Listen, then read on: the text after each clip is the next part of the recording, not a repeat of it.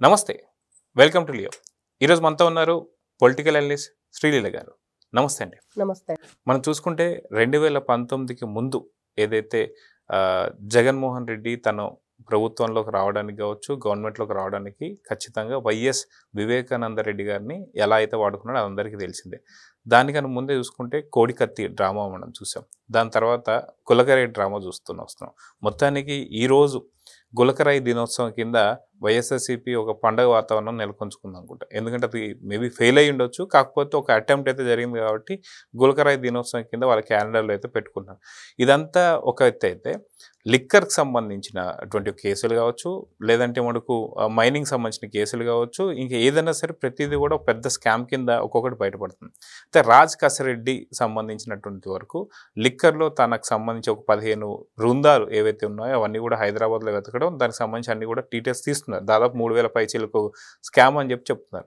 So మొత్తానికి ఈరోజు వైఎస్ఆర్సీపీ దీన్ని ఎలా తీసుకుంటుంది అంటే ఏం చెప్తారు? మీరు అంటున్నట్లుగా గులకరాయి దినోత్సవం నిజంగా జగన్మోహన్ రెడ్డి గారు అధికారంలో రావటానికి కోడికత్తి సీను, ఈరోజు గులకరాయి సతీష్, మరి అదేవిధంగా వివేకానంద రెడ్డి కూడా దాంట్లో భాగమే. అతని చావును కూడా ఆధారం చేసుకొని ఎన్నో విధాలుగా డ్రామాలాడి మనం చూస్తే హెలికాప్టర్ అంటే ఎటువైపు చూసుకున్నా ఇతను ఏదో ఒకటి జనంలోకి, అసలు అధికారంలో ఉన్నప్పుడు ఏం చేశాడు? అసలు ఒక్క మనిషినైనా కలిశాడా? ఎవరికైనా అపాయింట్మెంట్ ఇచ్చాడా? ఎక్కడైనా కార్యక్రమాలు చేశాడా? జనంలోకి రావాలంటే పరదాలు కట్టుకోవటం, చెట్లు కొట్టేయటం, అన్నీ కూడా స్కూల్స్, అన్ని ఆఫీసులు అన్నీ బంద్ చేయించాలి. అతను రోడ్డు మీదకి వస్తే ఎవరు కూడా కనిపించకూడదు.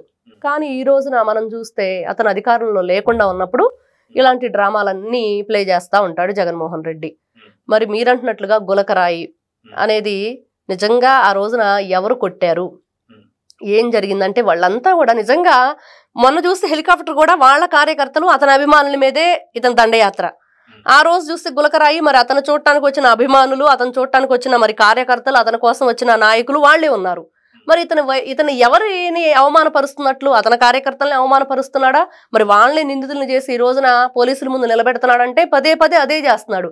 మరి ఇంకా వీళ్ళంతా కూడా ఎందుకు అతన్నే నమ్ముతున్నారు? ఎందుకు అతనికే జగన్మోహన్ రెడ్డి గారి మీద అభిమానాన్ని చూపిస్తున్నారు? ఎందుకు వీళ్ళు ఈ రోజున ఇంత పిచ్చోళ్ళ తయారవుతున్నారు? ప్రతి ఒక్కరు ఈ రోజు అదే అంటున్నారు, మీరు ఇంకా అతన్ని నమ్మొద్దు. ఇలా మీరు ఇప్పుడు మన గోరంట్ల మాధవన్ చూస్తే అతను వెళ్తూ తన ఎవరైతే అనుచరులు 5గురు తీసుకొచ్చారు, మరి వాళ్ళ జీవితం కూడా నాశనం అయిపోయినట్లే కదా. వాళ్ళు కూడా ఈ రోజు కటకటాలు లెక్క పెడుతున్నారు కదా. మీరు ఎంతసేపటికి ఏమంటాడు అతను? నేను ఒక పోలీసుని, గతంలో మరి ఒక ఎంపీని, మరి దేశానికి ఎంపీ అని అంటున్నాడు. మరి దేశానికి ఎంపీ ఎలా అవుతాడో మనకు తెలియదు. మరి ఇప్పుడు వాళ్ళు ఏం చెప్పుకోవాలి అంటే, నేను ఎంపీ గారి మనిషిని అని చెప్పుకోవాలా గతంలో?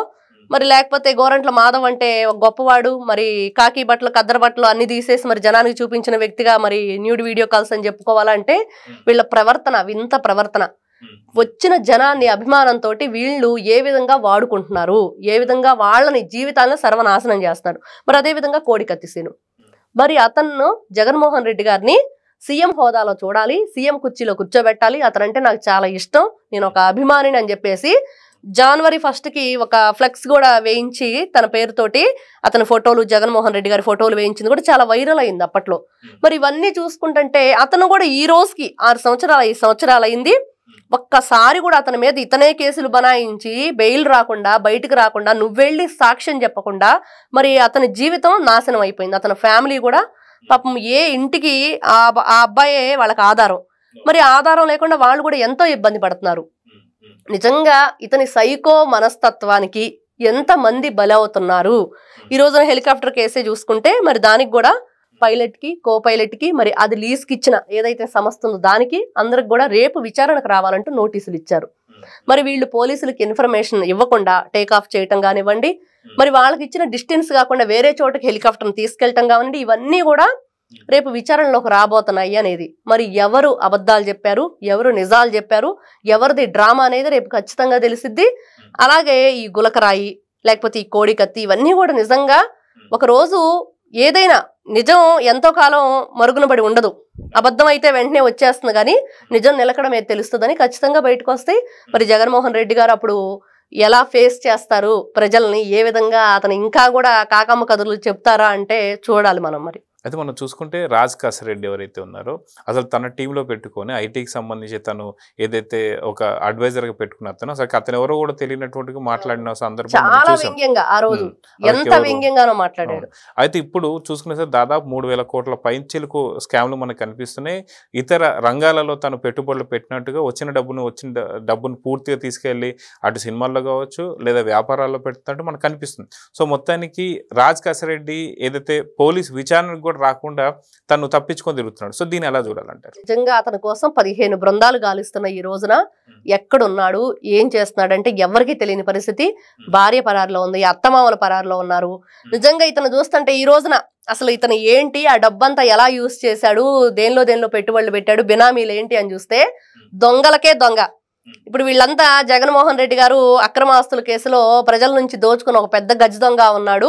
మరి ఇతనే 16 నెలలు జైల్లో ఉండొచ్చి బెయిల్ మీద బయట తిరుగుతుంటే మరి ఇతనికి కూడా డబ్బులు ఇవ్వకుండా కొట్టేశాడంటే దొంగలకే దొంగ కసిరెడ్డి.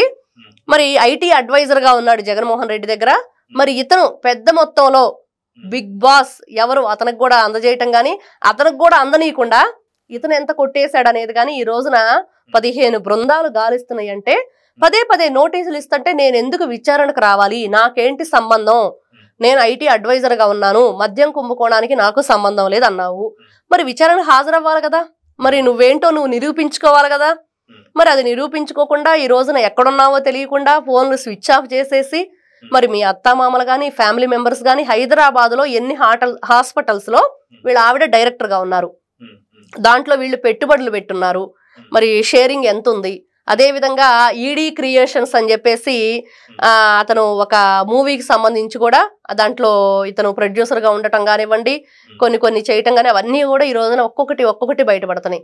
అలాగే జూబ్లీ హిల్స్ లో అతనికి ఏదో లాయర్స్ కాలనీనో ఏదో ఉంది, అక్కడికి వెళ్ళి కూడా వీళ్ళు నోటీసులు ఇవ్వడానికి వెళ్తే పని వాళ్ళు లేరు ఇక్కడ అని చెప్పి చెప్పడం, ఆ పని వాళ్ళకి ఆ నోటీసులు ఇచ్చి రావటం జరిగింది.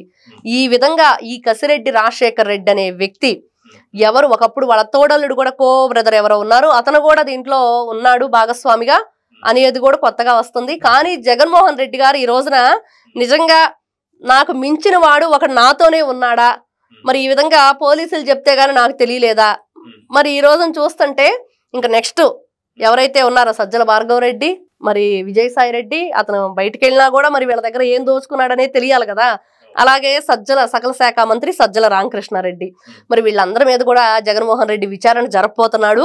మరి ఇతనే ఇంతగా తింటే వీళ్ళందరూ ఎంత తిన్నారు నాకు తెలియకుండా, మరి నాకెంత భాగం ఇచ్చారనేది చెప్తున్నారు కానీ అంతకంటే ఎక్కువ వీళ్ళు కొల్లగొట్టారు అనేది ఈ రోజు తెలుస్తుంటే మరి నేను తట్టుకోలేకపోతున్నాను. ఖచ్చితంగా వీళ్ళ మీద విచారణ చేయాలని ఇతనే కోరుకుంటాడా అనేది కూడా అనిపిస్తుంది. మరి సో చూద్దండి ఖచ్చితంగా ఈరోజు అయితే గులకాయ డ్రామాకు సంబంధించి ఈరోజు కరెక్ట్గా సంవత్సరం పూర్తయింది. అదేవిధంగా వీళ్ళు హయాంలోకి వచ్చిన తర్వాత దాచుకునే ఏవైతే అవన్నీ కూడా లెక్కలకైతే బయట తీస్తున్నారు. సో చూద్దాం ఏం జరగబోతుందో. నమస్తే.